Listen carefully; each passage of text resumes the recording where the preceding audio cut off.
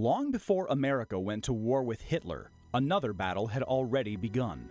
One fought not with bullets, but with scripts, headlines, and movie reels.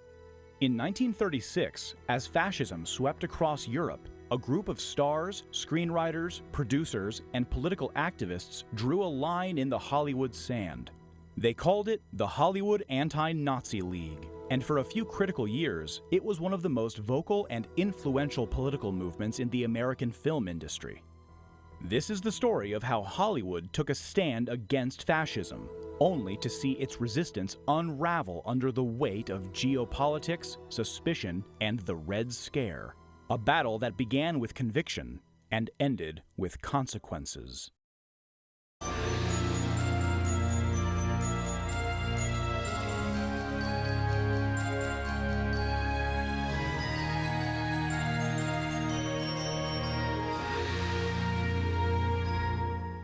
The Hollywood Anti-Nazi League was born in April 1936, reportedly under the direction of Soviet agent Otto Katz, who had been tasked by the Communist Party USA to raise funds and create a popular front group to combat fascism.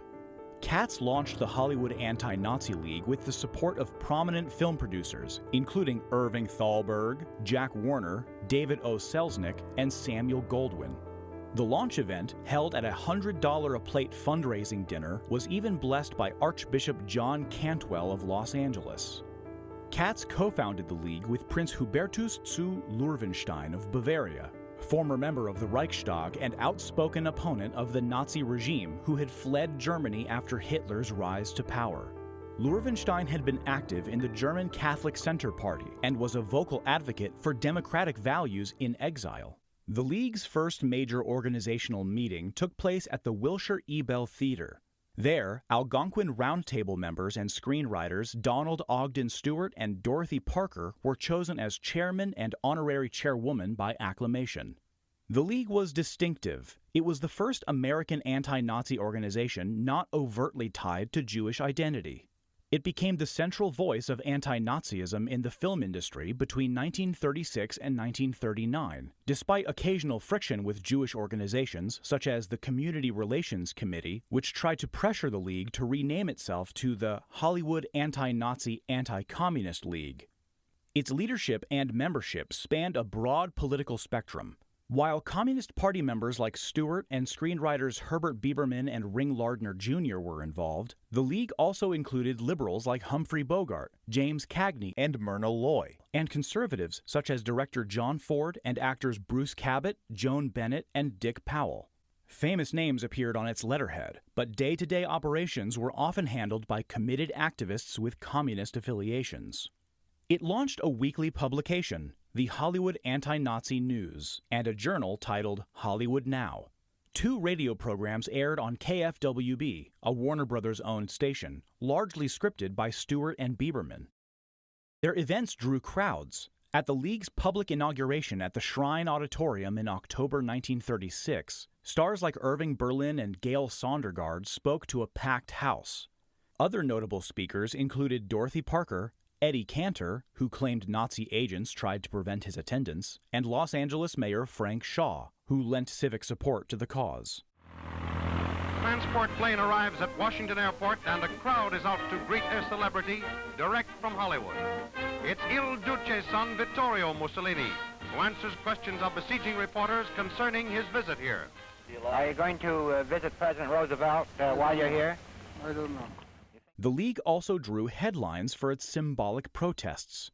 In 1937, when Italian fascist Vittorio Mussolini, son of Benito Mussolini, visited Hollywood to study filmmaking, the League took out full-page ads warning against celebrating his arrival. Though they didn't stage a protest at the airport, the stunt embarrassed the studios, especially after Mussolini was hosted by Hal Roach, a pioneering comedy producer and director best known for creating the Our Gang Little Rascals series and working with comedy legends like Laurel and Hardy. In 1938, the League protested Nazi filmmaker Leni Riefenstahl's visit to Los Angeles. They placed ads urging the film industry to close its doors to all Nazi agents. While Walt Disney met with her, most of Hollywood steered clear. That same year, the League escalated its campaign by issuing a Declaration of Democratic Independence. This public statement called on American citizens to boycott all German-made goods in protest of Nazi aggression and anti-Semitic policies. Framing economic action as a patriotic duty, the League disseminated the declaration through its newspapers, radio broadcasts, and public events.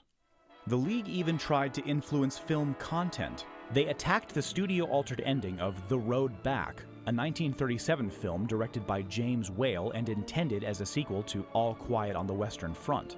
The film, based on the novel by Erich Maria Remarque, followed German soldiers returning home from World War I and confronting the social and political chaos of the Weimar Republic. Initially conceived as a strong anti-war and anti-fascist statement, the film was heavily censored after pressure from the German consul George Gissling in Los Angeles, who warned Universal that any anti-Nazi messaging would lead to a ban of their films in Germany. Studio executives, eager to preserve foreign revenues, removed explicit anti-Nazi content, added jarring comedic scenes, and even replaced Whale for some reshoots. The League condemned these changes, claiming the ending had been altered to glorify Hitler and warning that Hollywood had allowed a foreign power to shape American art and mute the warnings of rising authoritarianism. Their pressure campaigns were influential, but often clashed with the production code's ban on overt political content in movies. In 1938, Gissling famously warned MGM not to release the anti-Nazi film Three Comrades unless it removed references to Germany's political climate. The film, also based on a novel by Remarque, dealt with the trauma of World War I and the rise of right-wing extremism in post-war Germany, parallels that were unmistakable to contemporary audiences. Its original script, adapted by F. Scott Fitzgerald, contained explicit anti-Nazi sentiment and critiques of the emerging fascist order. Under pressure from Gissling and with the studio wary of jeopardizing foreign revenues, MGM executives heavily edited the script, removing all political references and toning down the film's ideological content. Louis B. Mayer complied, rationalizing it as a business decision, but the League condemned the censorship, calling it an act of foreign intimidation on American soil and a betrayal of creative freedom. The League kept pushing. They promoted films like 1938's Blockade, a passionate plea against fascist aggression set during the Spanish Civil War. Starring Henry Fonda and Madeleine Carroll, the film was one of the first Hollywood features to openly depict the threat posed by European authoritarian regimes. The League saw it as a crucial tool for shifting public opinion and held special screenings followed by panel discussions with writers and historians. They distributed flyers encouraging audiences to see the film as a wake-up call about global fascism. They also vocally championed Confessions of a Nazi Spy in 1939, the first major Hollywood feature to name Hitler and the Nazi Party as explicit threats. Produced by Warner Brothers, the film was based on a real FBI case and starred Edward G. Robinson.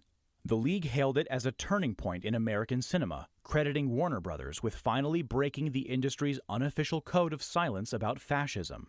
Members wrote columns praising the film, organized letter-writing campaigns to ensure its distribution, and defended it against attacks from isolationist groups who accused it of being war propaganda.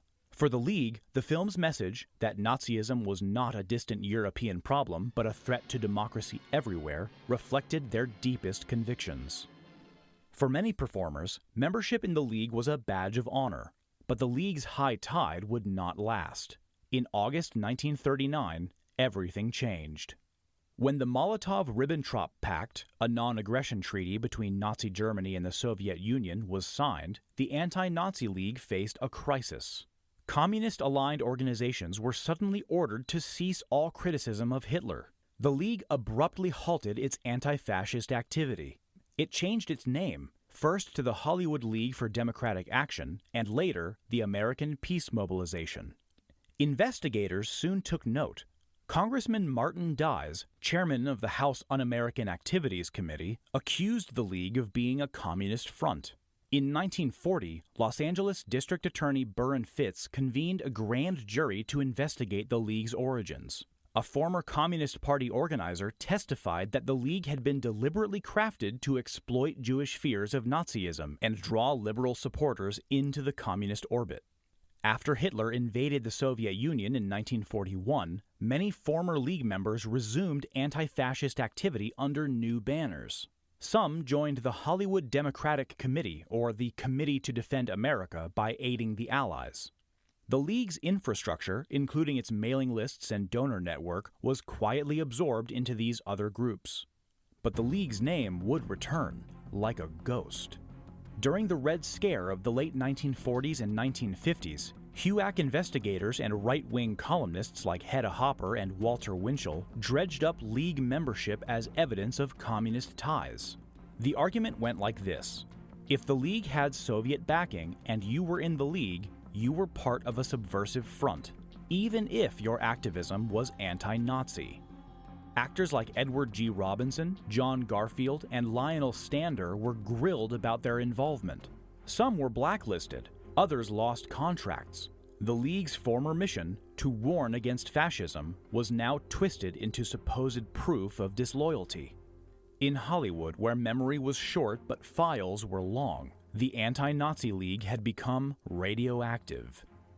It's a cruel irony. The first organized anti-fascist movement in American cinema, the one that had tried to sound the alarm when so many stayed silent, was later used as a weapon against its own members. Thanks for joining us. Please remember to like, subscribe, and leave a comment below.